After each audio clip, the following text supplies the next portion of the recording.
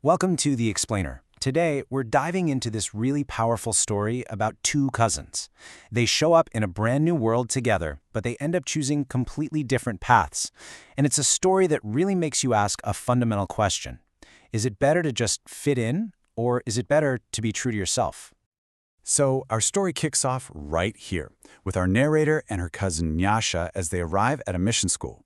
And just look at them. They're dressed exactly the same, but for the narrator, this is way more than just about the clothes. She wants them to be seen as, a single unit. It totally sets the stage for her deep, deep desire for belonging right from the get-go. Okay, so this brings us to our first big idea here.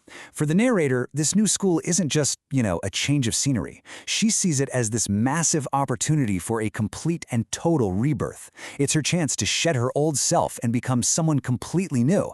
In fact, she literally calls this whole period her reincarnation. How about that? And believe me, her expectations are just sky high. This isn't simply about getting a good education for her. Nope, she's expecting a full-on life transformation, something that's going to fulfill, and this is her phrase, all her 14-year-old fantasies. And she gets to work on it immediately. No time wasted.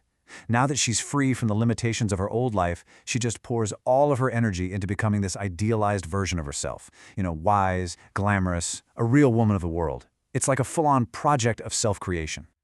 All right, this is where things get really interesting, because this is where we start to see their paths really diverge. And what's so fascinating is that this huge split, it all starts with something as simple as the books they choose to read. And this just perfectly illustrates the core difference between them. So on one hand, you have the narrator, who's diving into these fictional worlds. Enid Blyton, the Bronte sisters. She loves places where, as she says, reason and inclination were not at odds.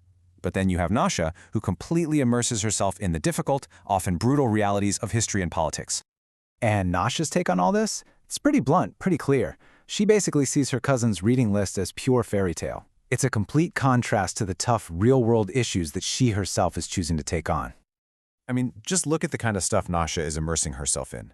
She's actively choosing to read about immense suffering, about systemic injustice. But here's the key. This isn't about wallowing in despair. Not at all. As the story explains, she believes this is her way of, and I quote, coming to terms with the horror and finding the solution. She's actually searching for answers in the darkness, not just trying to escape into the light. So, this all leads to a really important question. What are the real-world consequences of these choices?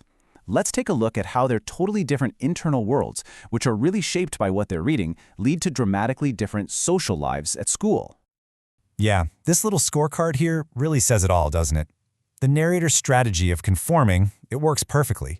She gets fluent in unaccented English, she steers clear of anything controversial like the dances, and everyone sees her as diligent. And the result? She's popular, the teachers like her. Meanwhile, Nyasha, who is just defiantly herself, ends up isolated and, disliked. And the things the other girls say about Nyasha, wow, it's so telling. They don't just reject her for her accent, they reject her for who she is, her very essence. The exact qualities that come from her being so engaged with the world, being too critical and outspoken, those are the very things that get her rejected. Now, in complete contrast, the narrator is just thriving socially. She even gets elected class monitor. Her quiet, hard work, and her willingness to just fit in, it earns her all the warmth and acceptance that her cousin is denied. From the outside looking in this new world, she is an undeniable success story. Okay, so this brings us right to the heart of the story. What's the actual price of making these choices? What's really gained here, and what gets lost along the way? And this warning from Nyasha, it is so insightful.